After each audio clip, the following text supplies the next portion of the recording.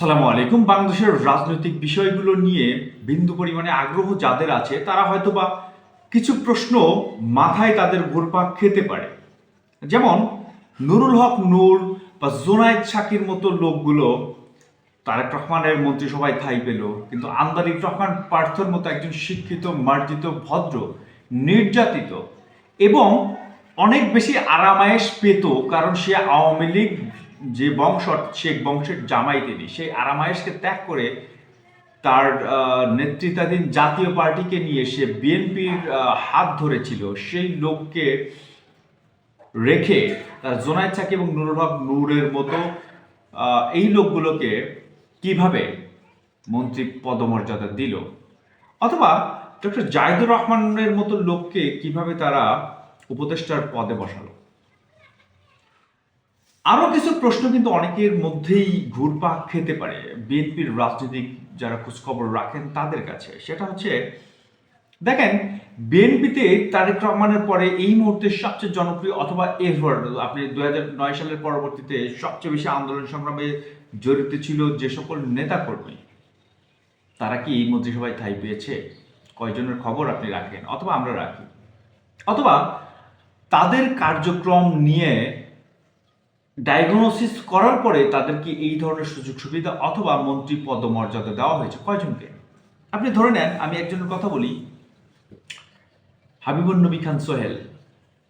হাবিবুন নবী খান সোহেল এমন একজন নেতা, আমার মনে হয় যে তারেক রহমানের পরে বিএনপিতে সবচেয়ে জনপ্রিয় নেতা, যার মামলার পরিমাণ ছিল আওয়ামী লীগ সময় 450-এর উপরে, অর্থাৎ 453টা।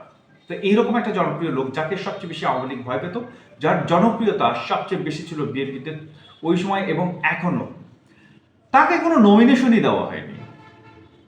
তাকে টেকনোক্রেট কোথায় মন্ত্রী করা যেত না, করা হয়নি কেন?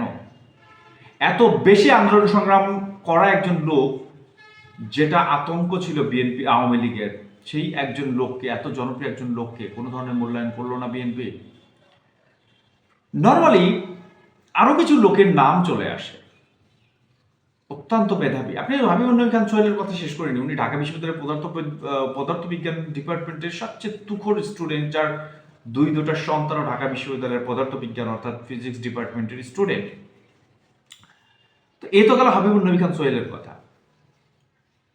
আপনি একজন লোককে দেখবেন, ভিডিওটা ভাইরাল হয়েছিল, যার নাম হচ্ছে গয়েশ্বরচন্দ্র রায়।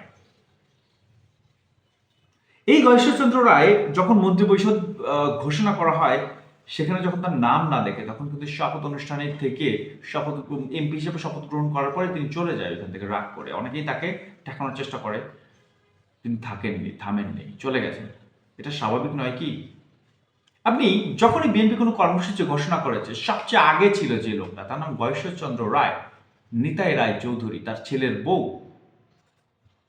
এই দুজন মানুষ এত বেশি আন্দোলন সংগ্রামে অংশগ্রহণ করেছে, বিএনপির প্রত্যেকটা অ্যাক্টিভিটিসকে, প্রত্যেকটা প্রোগ্রামকে সফল করার জন্য এত বেশি অ্যাগ্রেসিভলি এগিয়েছে, তাদেরকে মন্ত্রিসভায় ঠাঁই দেওয়া হয়নি। আমরা দেখেছি লাস্ট 28 অক্টোবর বিএনপি যখন বড় প্রোগ্রাম দেয় 2023 সাল সম্ভবত, সেই প্রোগ্রামেও এই গয়েশ্বরচন্দ্র রায়কে পিটিয়ে রাস্তায় শুইয়ে রেখেছিল পুলিশ, আওয়ামী পুলিশ। প্রত্যেকটা প্রোগ্রামে দেখবেন গয়েশ্বরচন্দ্র রায় আগে থাকে। সেই গয়েশ্বরচন্দ্র রায়কে কিভাবে মূল্যায়ন করলো না এই তারেক রহমান?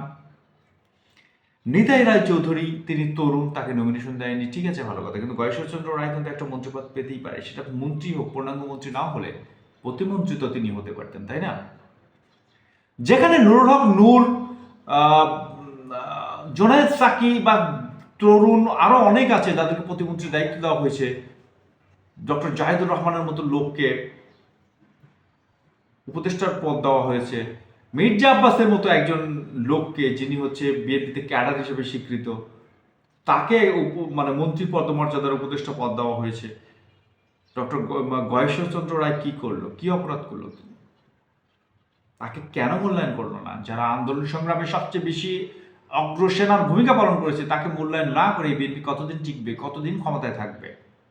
যারা নিবেদিত প্রাণ, তাদেরকে যদি অবমূল্যায়ন করা হয়, ভবিষ্যতে যারা নিবেদিত প্রাণ হতে যাবে তারা 10 বার ভাববে। যারা এসি রুমে বসে থেকেছে, মির্জা আব্বাস, আমির খসরু মাহমুদ চৌধুরী, সৈয়দ নজরুল ইসলাম, সালাউদ্দিন আহমেদ, তাদের কি অবদান এই আন্দোলনে বলতে পারেন? শ্যামা ওবায়েদ, কি অবদান তাদের? ইশরাক হোসেন ওয়েলকাম। ইশরাক হোসেন যথেষ্ট অ্যাক্টিভিটি ছিল শেষ সময় এসেও, কিন্তু যারা মাঠে ঘাটে থেকে এত বেশি পরিশ্রম করলো দলের জন্য, এত মার খেলো, শেষ পর্যন্ত গয়েশ্বরচন্দ্র রায় কিন্তু ডিবি হারুন তাকে উঠিয়ে নিয়ে যে তার ভাতের হোটেলে খাইতে বাধ্য করেছিল, সে কথাও আমরা ভুলি নাই।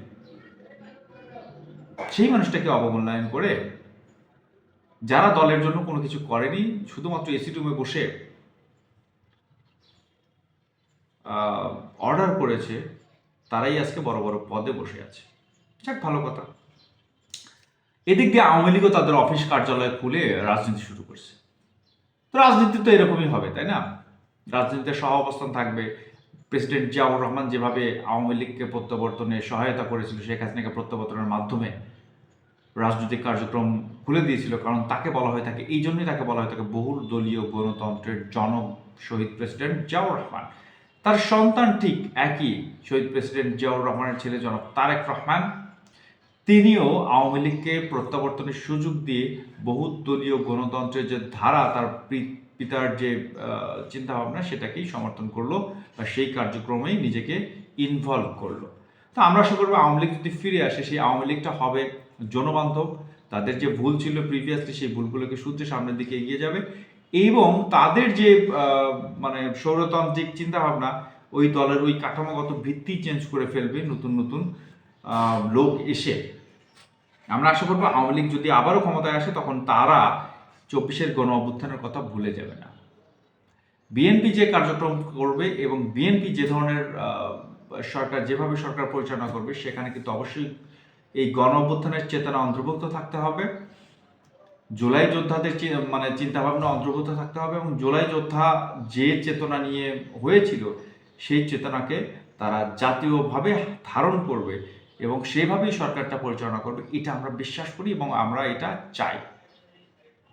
তো শুভকামনা তারেক জিয়ার সরকারের প্রতি। তবে অবমূল্যায়নটাকে অন্যভাবে মূল্যায়িত করার, যাদেরকে অবমূল্যায়ন করা হয়েছে তাদেরকে অন্যভাবে মূল্যায়ন করা গেলে সেটা হবে বিএনপির জন্য খুব ভালো সিদ্ধান্ত, এবং অবশ্যই এতে বিএনপি অনেক বেশি লাভবান হবে এবং তাদের সরকার অনেক বেশি গ্রহণযোগ্য হবে দেশের মানুষের কাছে এবং জনগণের কাছে। শুভকামনা। আসসালাম।